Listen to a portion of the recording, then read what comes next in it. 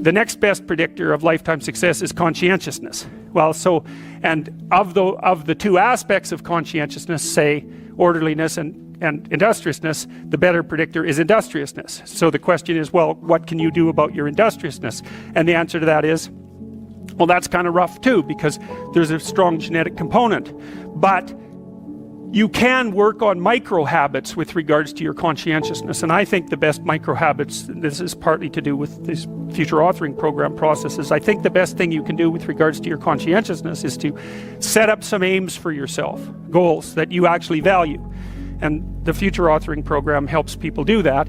And basically it does a situational analysis it helps you do a situational analysis of your life more than a psychological analysis, I would say. And so the questions are something like, well, all right, you're going to have to put some effort into your life, and you need to be motivated to do that. And so what are the potential sources of motivation? Well, you could think about them in the big five manner. You know, if you're extroverted, you want friends. If you're agreeable, you want an intimate relationship. If you're disagreeable, you want to win competitions. If you're open, you want to engage in creative activity. If you're high neuroticism, you want security. Okay, so those are all sources of potential motivation that you could draw on, that you could tailor to your own, your own personality. But then there are dimensions that you want to consider your life across. And so we ask people about, well, if you could have your life the way you wanted it in 3 to 5 years, if you were taking care of yourself properly, what would you want from your friendships? What would you want from your intimate relationship? How would you like to structure your family? What do you want for your career? Well, how are you going to use your time outside of your job? And how are you going to regulate your mental and physical health, and maybe also your drug and alcohol use, because that's a good place to auger down, because alcoholism, for example, wipes out 5 to 10% of people. So you want to keep that under control.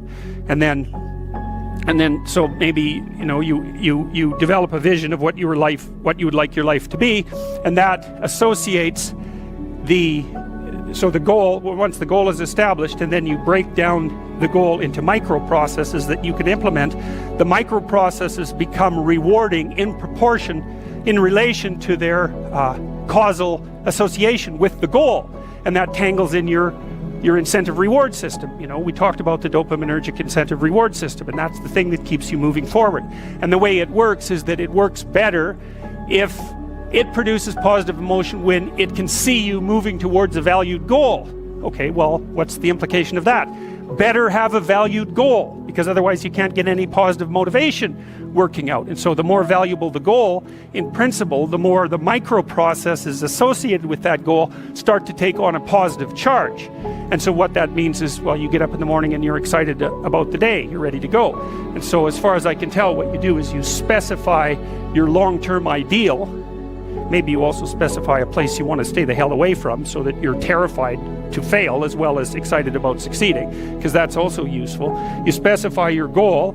You do that in some sense as a unique individual. You want to specify goals that make you say, oh, if that could happen as a consequence of my efforts, it would clearly be worthwhile. Because the question always is, why do something?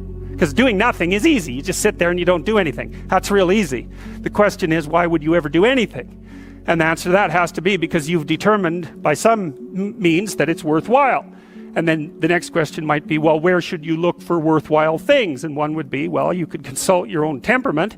And the other would be, well, you kind of look at what it is that people accrue that's valuable across the lifespan. So you do a structural analysis of the subcomponents of human existence, and I already did that. You need a family, you need friends. Like, you don't need to have all these things, but you better have most of them. Family, friends, career, educational goals, plans for, time outside of work, attention to your mental and physical health, etc. That's what life is about. And if you don't have any of those things, well, then all you've got left is misery and suffering. So that's a bad deal for you.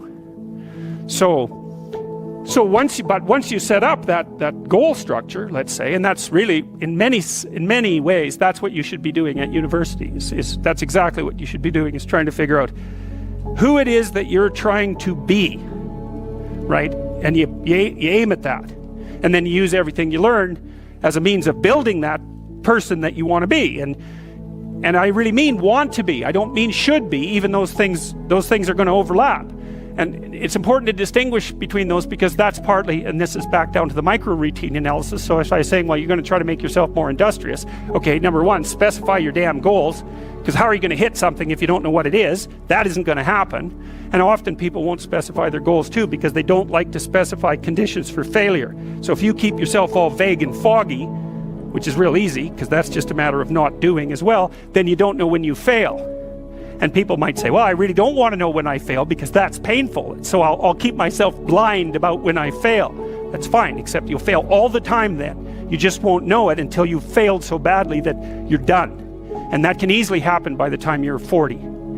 So I would recommend that you don't let that happen. So that's willful blindness, right? You could have known, but you chose not to.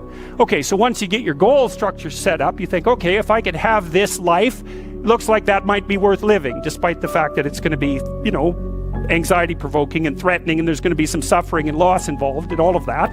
Obviously, the goal is to have a vision for your life such that, all things considered, that justifies your effort. Okay, so then what do you do? Well, then you turn down to the micro routines. It's like, okay, well, this is what I'm aiming for. How does that instantiate itself day to day, week to week, month to month? And that's where something like a schedule can be unbelievably useful. Google Calendar. It's like, make a damn schedule and stick to it. Okay, so what's the rule with a schedule? It's not a bloody prison. That's the first thing that people do wrong. They say, well, I don't like to follow a schedule. It's like, well, what kind of schedule are you setting up? Well, I have to do this, then I have to do this, then I have to do this, and then I just go play video games, because who wants to do all these things that I have to do? It's like, wrong. Set the damn schedule up so that you have the day you want. That's the trick. It's like, okay, I've got tomorrow. If I was going to set it up so it was the best possible day I could have, practically speaking, what would it look like? Well, then you schedule that. And obviously there's a bit of responsibility that's going to go along with that, because if you have any sense, one of the things that you're going to insist upon is that at the end of the day, you're not in worse shape than you were than at the beginning of the day, right? Because that's a stupid day. If you have a bunch of those in a row, you just dig yourself a hole and then you bury yourself in it. It's like, sorry, that's just not a good strategy. It's a bad strategy. So maybe 20% of your day has to be responsibility and obligation, or maybe it's more than that, depending on how far behind you are. But even that, you can ask yourself, okay, well, I've got these responsibilities. I have to schedule the damn things in. What's the right ratio of responsibility to reward?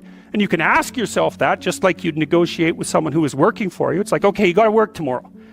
Okay, so I want you to work tomorrow. And you might say, okay, well, what are you going to do for me that makes it likely that I'll work for you? Well, you could ask yourself that, So maybe you do an hour of responsibility and then you play a video game for 15 minutes. I don't know, whatever turns your crank, man. But, you have to negotiate with yourself and not tyrannize yourself.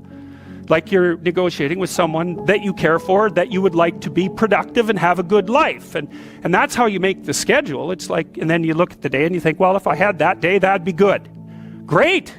And you're useless and horrible, so you'll probably only hit it with about 70% accuracy, but that beats the hell out of 0, right? And if you hit it even with 50% accuracy, another rule is, well, aim for 51% the next week, or 50.5% for God's sake, or because you're going to hit that position where things start to loop back positively and spiral you upward.